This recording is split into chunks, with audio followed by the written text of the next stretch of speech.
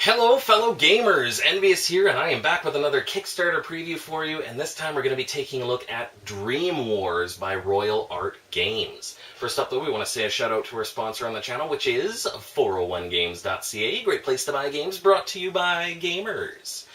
Alright, Dreamwars by Royal Art Games. Can you see that? Can you see that artwork on there? Gorgeous. Alright, so what is Dreamwars about? Well, I can give you a little bit of information, but Faceless Rules Rundown Guy, he's going to do the bulk of the information for you to show you more about the game, how it plays, all the little different aspects of that. But I will say that it is a game for 1 to 8 players. Yes, that range of players. You can go all the way down to a solo experience, all the way up to an 8-player version of the game. And it is all about this book here, Adventures and Ordeals, that you're going to be going through. And that's going to lead you through the story that your characters, your heroes are involved in. So, Faceless Rules Rundown Guy, if you're ready to elaborate on my worded introduction here, then you can take it away. Dreamwars by Royal Art Games. Hey everybody, Faceless Rules Rundown Guy here, and yes, we are taking a look at Dreamwars by Royal Art Games. So what I do in this section here is we're going to be talking a little bit about the game, going over what we see in front of us on the table, which is a ton of stuff out here, and then getting into how you play the game. Now, since there is a ton of stuff here, I'm not going to be going into the deeper aspects of the game. I'm going to try and give you a good overview of how the game plays out, and but that means I am going to be glossing over some of the deeper aspects of it, but hopefully it gives you a good idea. So, what, as well, too, this is, just note, this is based off of a print-and-play version of the game, if you haven't noticed yet. So the component quality is definitely going to be much higher by the time you get the final version of the game. As well, too, the rules can be adjusted and different things like that. So this is just an overview of the game. Now, what are you trying to do in Dreamwars? Well, this is an adventure-style game where you're actually participating in a number of scenarios, or what they call ordeals in here. And that's represented by this little chart here, and this is representing just one of the ordeals that is going to be part of the game. This is the epidemic ordeal here, and as you can see, you start off in scenario 1, and you play through that. Depending on how it goes in scenario 1, you're going to break off into 2A or 2B, and from there you're going to break off, depending on how those go, you're going to break off into 3A, 3B, or 4A, 4B, and then from there, how well it goes, you will have your ending of that ordeal as you follow through. If you're doing very well, you're going to be going along this side. If you're not doing very well, you're going to find out what happens by failing, basically, all of the missions and scenarios in there. But that's how the ordeals are broken down throughout the course of the game. But that's what you're trying to do. So depending on the ordeal, it can range for a number of different things that you're trying to accomplish. For the very first basic scenario of the game, the way that it's set up is that you've got some infected people over in this town over here, and the cure to help them out is over in this town. So you need to take your hero over to the cure area, pick up a vial of cure, bring it over to the town, and cure the people. Sounds simple?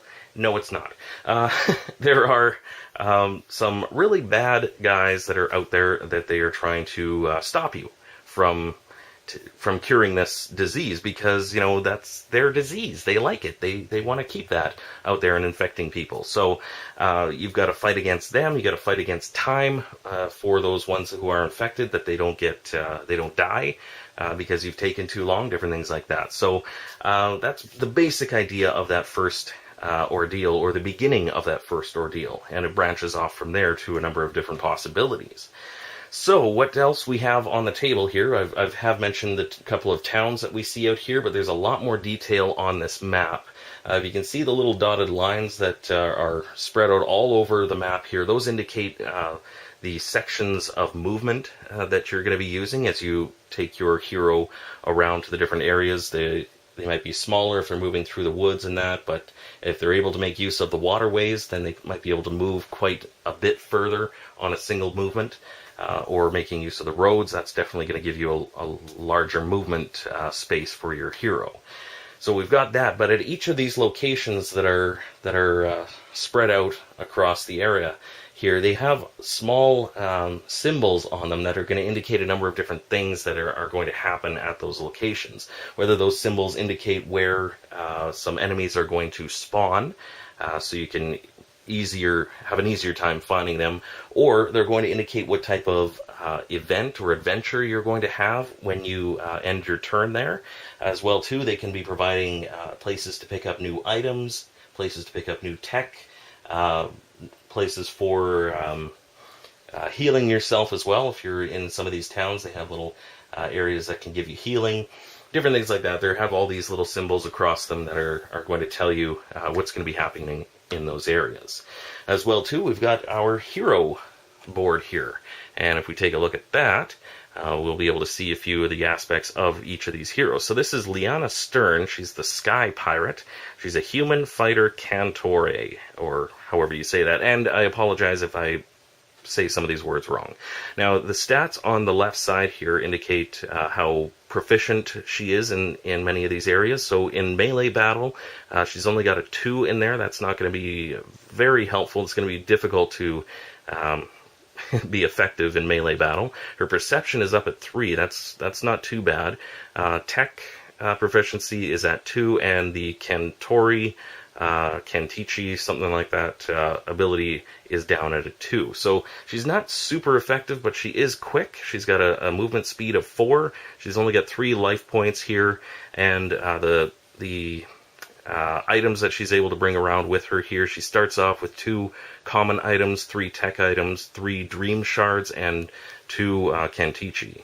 And then it shows your max value that you're able to carry. She's able to carry a maximum of 8 items and 2 of these Kentichis that she's able to make use of. Now, here are some special abilities that each of the characters are going to have, and they start off with a locked, that they're locked, you're unable to use them, but as you accomplish what's listed on the left side here, then you're going to get the value or the ability on the right side. So here it says that you have no dream shards left. Then you can test your skill to draw the first dream shard in the appropriate discard pile, and it is rechargeable. So you're able to do that at any time you have no dream shards left. Or you kill at least 1 nemesis with a melee attack, well, then you can test your fate 2 to draw 1 common item. And that's static, meaning as soon as you have killed one, you are always able to do that on your turn. And here you have at least 1 ally or mercenary with you. You can discard a dream shard to gain a +1 modifier to a characteristic of your choice until your next turn. And again, that's static. So each character is going to have their own little abilities and how you activate them. But that's your hero card, and that's going to look after your stats and everything that you're going to need throughout the course of the game. Now, this player board, or this board over here, is your Nemesis board, and this is going to contain a lot of the information of what is going to be trying to kill you while you're out there. So we've got the name of the Nemesis up here, the Keeper of the Deep. This indicates the ordeal that he's going to be in charge of, so the epidemic. This is the one that we're set up for here. And over here, Beyond Pain, all the cultists of the deep have 2 life points instead of the usual 1. That's a little bit of a special ability that comes with having him as the Nemesis. And the Nemesis limit here, once that is reached, of how many enemies are out at any given time, if you reach that Nemesis limit, then every fate test suffers a -1 modifier. Now, if you notice these symbols down here, these are related to event cards that are going to come into play. And once they're going to be staying out there for 3 turns. And every turn you're going to be taking a look to see if you have these symbols on those cards. They're listed at the bottom of the cards. If you have 3 of these sun symbols, then it says any hero who resolves an adventure card must test his fate 4. If he fails, summon a cultist of the deep on the location where you resolve the adventure. So that one, you've got a pretty good chance with a fate 4 test, but it could result in something bad by having those symbols up there. Or if you have these ones, all the hirelings of the lodge gain the frenzy special ability. We don't want that to happen. And over here we actually have a good thing. It says heroes can't be infected, and any diseased hero loses his status. So there's a lot indicated on here, along with the faction symbol down at the bottom, which is going to help you in where these enemies get summoned to. Tells you what event cards you're going to be drawing from, because there's 3 different, the version that I have has 3 different Nemesis types that you're going to be able to play with. All right, so just very basically over here we have our common items, our tech items. Those are going to be things like shields or weapons, sometimes abilities that help you to transfer items to other players, different things like that. Over here, the Kantichi, these are sort of like, we'll call them spell type ideas where you're going to be able to boost your defenses or maybe redirect the attention of the enemies out there that, you know, they're not going to be able to target you on the next turn, different things like that. Dream shards are going to give you a little bit of a special help, which you're really going to need. You might be able to not be a primary target on on the Nemesis turn, or you might be able to heal some life points, different things like that. These city intrigues and outland mysteries, these are going to be the adventures that you're going to be going on as you stop in different locations. It's going to tell you which one you're going to be picking out, and it's going to tell a little bit of a story on there of what's happening, and then you're going to have to test one of your skills to see whether you're successful, and thus what benefit or maybe what negative thing is going to happen at there. So just taking a quick look at one here, we have a cursed gift, so I won't read it through it all, but you have here that the story, then it says draw 2 dream shards and 2 common items. Then you continue, you have to test your Kantori. If your hero is a Kantori, test your fate 2. And if you succeed, your awareness gets heightened, draw 3 Kantichi. If you fail, your mind is unprepared for such a revelation. You get a temporary lost in the dream world, you lose a turn. So definitely good things can happen because you picked up some good stuff, good items there, but bad things can happen if you could fail those tests. So you have to keep that in mind as you're playing through. Now, we also haven't mentioned these little things here, these horrible, horrible, horrible little things.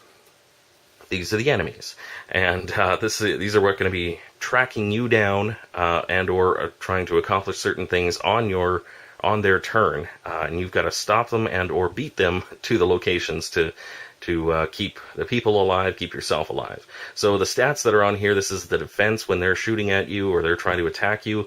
This is the value you have to roll against, so the defense of 4, and they only have 1 life point here, and this is their movement speed of 3. On the back, this is where we're going to find some special abilities that they may have. So we have an agile special ability, a ranged attack, and there's a whole list of these as to how that affects each of the characters and what they're or each of these enemies and what they're able to do. So ranged attacks, obviously, that's going to allow them to hit you from afar instead of having to be right next to you. But there's a number of different things. Some enemies are aquatic, meaning they will make use of the waterways because they're very easy to get around the board. So they're going to be able to make use of those and fly through the board to try and catch you very quickly and deal damage to you. Down at the bottom of the board, which we can't see, trying to get everything else in the board here, there's just a time tracker that tells us how far into the game we are and probably how close we are to losing. So that's basically, very basically, what we have that makes up the game. Now, when we're talking about playing the game, it comes down to a very simple 3-step process, which is very nice, especially when you have all the detail of each of these adventure cards and item cards and event cards and all of that working, throughout the course of the game. It's nice to have just a very basic 3 phases that you have to worry about. In the first phase, it's called the event phase. This is where you're going to be drawing an event card and accomplishing it. So you're going to flip this over. If we notice, there's that symbol at the bottom of the card that's going to fire off these abilities down here, which you probably don't want to happen. But anyways, that's what you have to look at for that, and gives a little bit of a story again. Any successful defense or dodge test performed against the cultists of the deep must be re-rolled. So that's horrible. And then it tells you 2 locations where enemies are going to spawn. Now, based on the number of players that are playing, it's going to dictate how many of these enemies are going to spawn at each of these locations. So if you're playing with only a couple of players, well, then there's only going to be 1 at each of these spots. But if you get up into 4 or 5, something like that, or 5 or 6, then it's going to go up to 3, then 7 or 8 players, it's going to have it's going to have 2 at each location, and 7 or 8 is going to have about 3 at each of those locations. So, but we have the galleon and the circle of the 4 winds. So you need to identify where those are on the board. Now, I am using up a fair amount of the board with all of these cards on here, so just note that you would have to spawn an enemy at each of those locations. So we do have the Circle of the Four Winds sitting right here. So we would take, you're going to have these Nemesis tokens sitting in a bowl or something like that, so you can draw them randomly. But for this purpose, we've just got them sitting here in order. But we've got this one, we see that it's agile and has ranged attack, and we're going to put this out on that location. The first one, we have the Circle of the Four Winds, and the next one was the Galleon, which I'm not 100% sure where that is. There it is, up, up, up, all the way up there. So we've got an Elethon Knight who has a fast ability, which means that they're going to be able to move a ton of spaces, which is 6 here. Ton of spaces that they're going to be able to move on their turn. But that's part of the event phase. Now it says that you need to check and see if the stars are aligned, meaning you take a look at the event cards that you have out and see whether they match the symbols that are on the Nemesis card. So in this case, this is the first round, so we're not matching anything on there, so we don't have 3. But that is the event phase. And next, we're going to go into the hero phase. In the hero phase, again, very simple. You can move your character up to the movement value on your character sheet. So we have a total of 4 movement that we can do.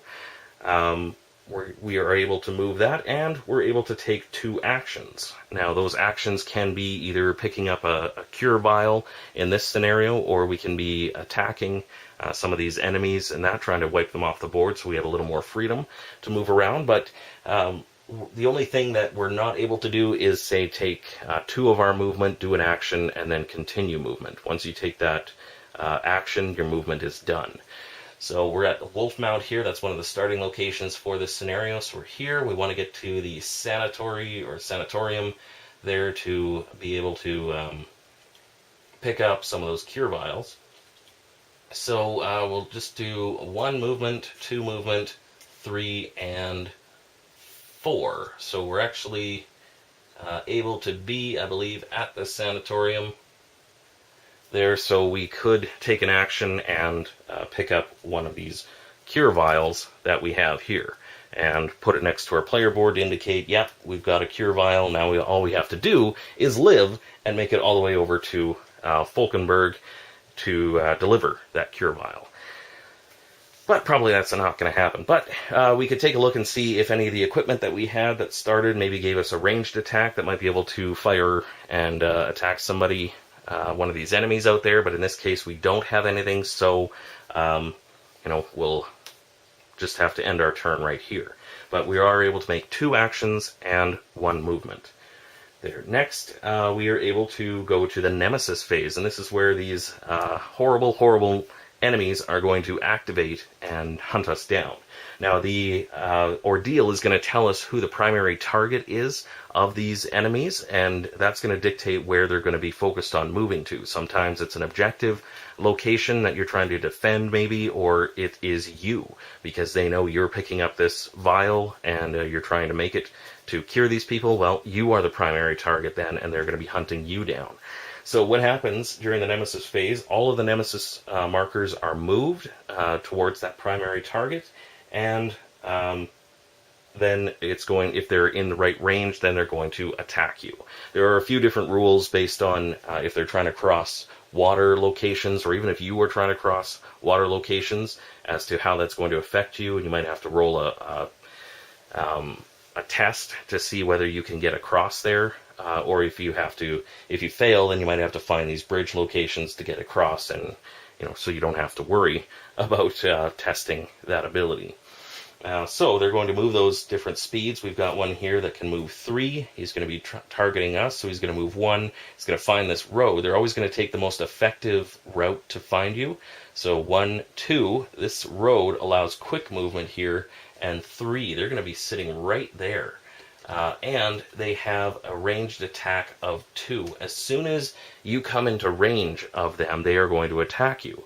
So in this instance, let's say, they moved up here. They've got a range of 2. That's we're sitting 2 away from them. They are going to attack us. Now, this isn't a combat system where you're rolling a bunch of dice to see how many hits you're going to be doing, or how many you defend against, different things like that. It's strictly using 1 die, and you're going to see whether you're going to be rolling against a value. And in this case, for the Hireling of the Lodge, it has a 4 defense value, which means that on this die, we need to roll a 4 or lower in order to be able to defend against the attack that Hireling is doing. So we give this a roll, and we find out what happens. We rolled a 6. That's horrible. That's a critical failure in this game. Instead of it being 1 is a critical failure, in most games it's the opposite here. The 6 is a critical failure versus a 1 is an automatic success. So in this case, we had a horrible roll here. Now, we do have a shield out here that says +2 to any defense test, but still, even though that would have moved that 4 to a 6, we did roll a 6, which means it's a failure anyway, so we would have taken 1 damage. Now, you might be wondering, well, how do you know how much damage you take? Anytime that you fail a defense test, you're going to be taking 1 damage. So we would put that 1 on here, and now we've only got 2 life points left. The only thing to affect how much damage you take is if there's an effect on the enemy or on the character or on the item you're using that says brutal. If that is there, that's going to mean that you're taking 2 life point damage. So we didn't do very well on that first defense for us here. And now we've got this Elcathan Knight up here, which has a 6 movement. And they are going to be trying to come down here and attack us. So, because there's a large body of water in here, we're going to have to find our way across it, find where the docks are and different things like that for us to be able to get over here. But let's just move them down. They've got 6. Let's say they get right next to us here and they're going to attack us. In this case, he has a 3 defense value for us to match or get lower than, but we have this Davar shield that's going to help us, and it gives us +2 to any defense test, so we're at 5. Hopefully we can roll a 5 or lower, and we rolled another 6. So we're doing very, very horrible right off the beginning. We've already taken 2 damage, and yeah, we've only got 3 life points, so the next hit that we take, we're basically on the way out. So that was a very bad Nemesis phase for us, but that's how that would play out. The next round, we're going to be spawning more of these enemies as we go through another event card, and we're going to, they're going to be running after us as well, so it's probably time for us to make use of some of our Cantici or some of our crystal shard or dream shards and stuff like that that are going to help us to not be able to be the primary target during the Nemesis phase. So that way we can do what we want to do and they will not be trying to kill us, or they will not kill us. One thing I did forget to do was when we got to this sanatorium, it corresponded to a city intrigue card, and this is the one where we had drawing 2 dream shards, 2 common items, and that in the Cantori test, your Fate 2, we are Cantori, so we would have to test our Fate 2, and we would probably fail that. We'd roll a 5, so that's horrendous, and yeah, so we actually lose a turn. So basically we would be dead right now because we lost that turn, and now they're going to attack again. So, yeah. Anyways, but that's the very basic idea of what's going to be happening. Again, different things in the scenarios or in the ordeals are going to tell you, like if you have this cure vial with you, if you do take 1 life point in damage, well, then you're going to drop this, basically. Since that is what the enemies are trying to do, is trying to stop you from curing. Well, as soon as they damage you, you've lost this. You're going to have to go and pick it up again. But hopefully that gives you a good idea of how it plays out. If you were going to use any of these Cantori or Canticis, choose a hero and play which may be your own. The hero can't be attacked during the next Nemesis phase. We should have used this on our turn if we were thinking.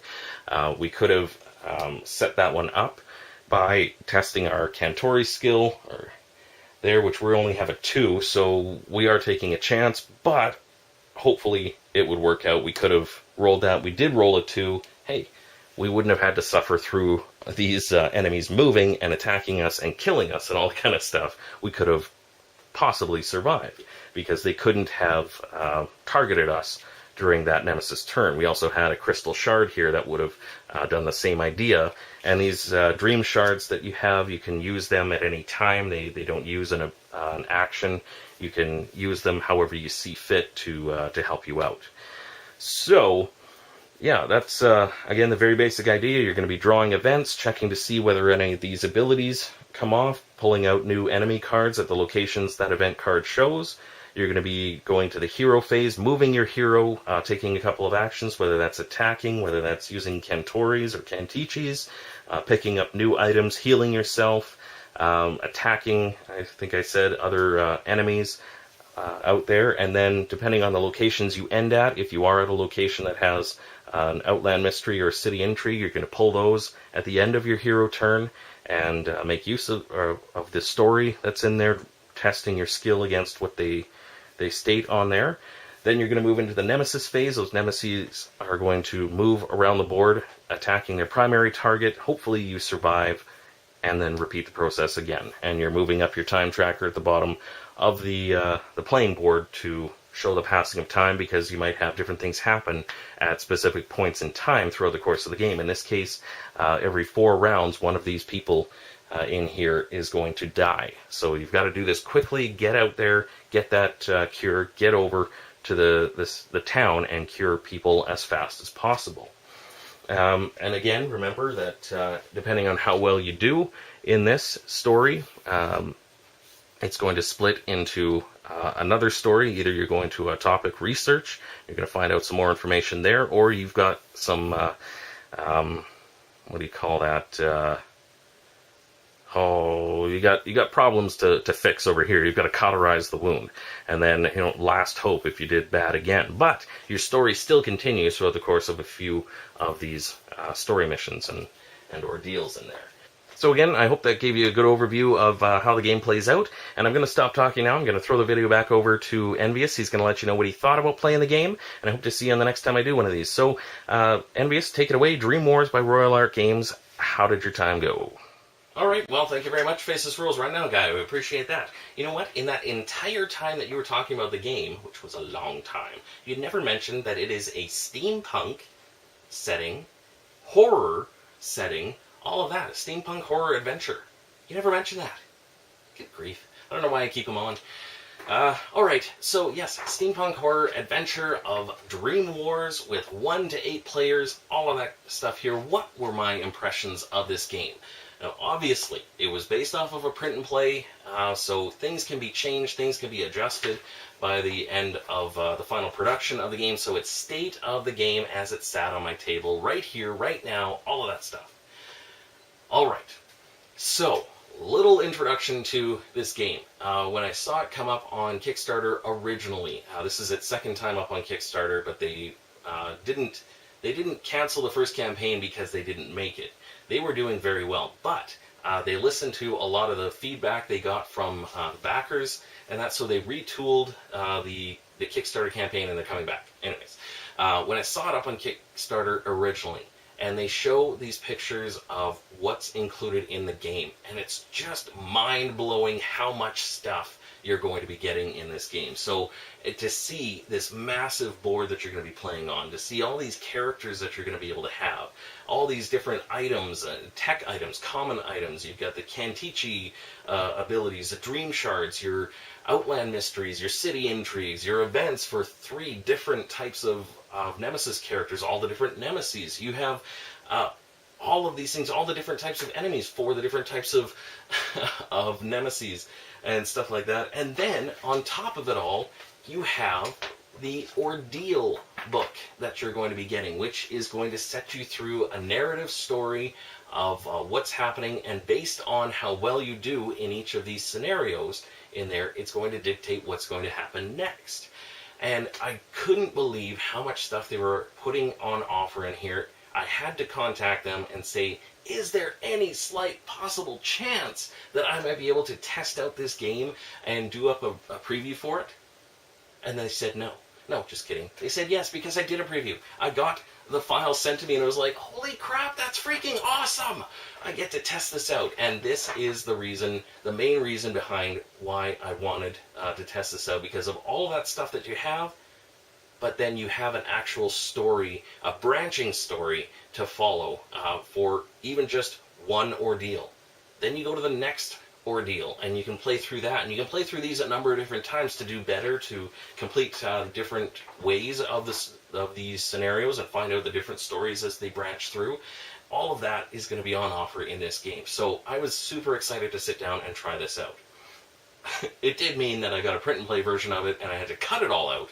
So that did take quite a while, but it helped me to take a look at the artwork that's involved in this game and to really see all the different parts that were put together in here. Now, getting to the actual gameplay of the game. It was mentioned in the run-through, if you watched there, that Faceless Rules Rundown guy said that it's nice that with everything that's included here, when it gets down to playing the game, to have 3 simple phases of the game. It's not some big, massive, this is phase 1, A, B, C, D, all the way to Z, and then now you get to phase 2, and blah, blah, blah, all that kind of stuff. It's very, very simple, which is excellent. It lets you not worry about the phases of the game and more worry about what's happening on the table, to get immersed in the story that's unfolding. And that was absolutely excellent that they found that balance so that you can really get immersed, because that's what this game is about, immersing yourself in the story, in the world, in the events, and how you are shaping the story as it goes through. So, fantastic job on that. You can easily rattle them off. Events, hero, nemesis. Die. That's the 4th one. Events, hero, nemesis, and you're dead. I will get to that in a second.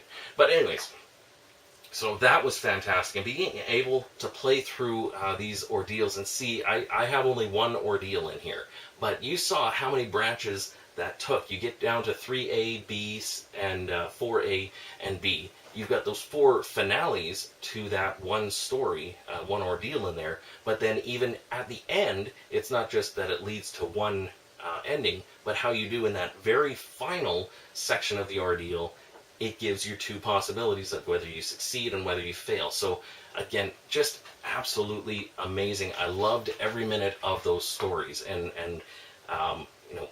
finding out what my actions resulted in. Instead of, in some games, it's just, if you do this, you win. If you do this, or if this happens, you fail. End of story. That's where it goes. So I loved this aspect of the game. Now, to be completely honest, the gameplay example that was given during the preview there of how very few turns it takes to die sometimes in this game is pretty fair for my experience. It didn't matter whether I was playing solo or I had some people helping me in that. We found this game actually very brutally difficult. Now, it can just be the cards that you get at the beginning of the game, the items and stuff like that, just weren't the best ones to help you out of the situations. It can be your rolls that screw you over in here. Like you saw, 2 6s rolled, 2 critical failures rolled right in a row meant 2 out of the 3 damage that character was able to take were already gone first turn of the game. So what are you supposed to do? Well, there are dream shards that can help you to heal. The Kantichi or Kantori cards were not made use of to redirect the primary target of those enemies and different things like that. So, that could have made things much better in there. But for the sake of showing a bare bones gameplay, that's basically what can happen, is you can get overwhelmed very quickly. But hopefully you've got some items with you, some dream shards, some Kantichis, that are going to help you to mitigate some of that horrendousness that is coming towards you. But overall, I did find this game very, very difficult. So I generally followed here's your story, and if you fail, go over here. And here's your story, and if you fail, go over here. I generally followed that, though I did have some amazing moments of survival and able to accomplish the task that I was charged with doing. But never the first one. I generally, failed that first beginning story. So those people in Falkenberg, they just died. They died, I died, all that kind of stuff. They do have a way of keeping you sort of in the game. Your characters, they go to death's door. They don't die right away. They're at death's door. You do have the opportunity to heal yourself and different things like that, or other people can help you out and bring you back into the game, type of a thing. As well, too, if you do end up actually dying, you can pick up another character, bring it into the game, and continue going that way. But generally, I found when that happens and I'm bringing in a new character to try and continue the story, I'm pretty much in a bad situation to begin with. So that character didn't last very long, neither did the next one, different things like that. But I can see how you haven't. It's probably more pronounced the less people you have playing. The more people you have, the more effects can come into play, the more help can happen, the different characters you have that have different abilities which are going to help you out, all of that kind of stuff that can ease some of that pressure, but it does scale up based on the number of players you have. So, all that kind of stuff. Anyways, so it was pretty difficult. Don't expect to walk into this game and breeze through it in there. But again, some balancing of the enemies and stuff like that can be worked on throughout the course of the production of the game and all that kind of stuff till it finally comes out. Hopefully that has been balanced well so that it feels like a good, solid challenge and doesn't feel like it's too overwhelming and that you never get to see the good side of the stories.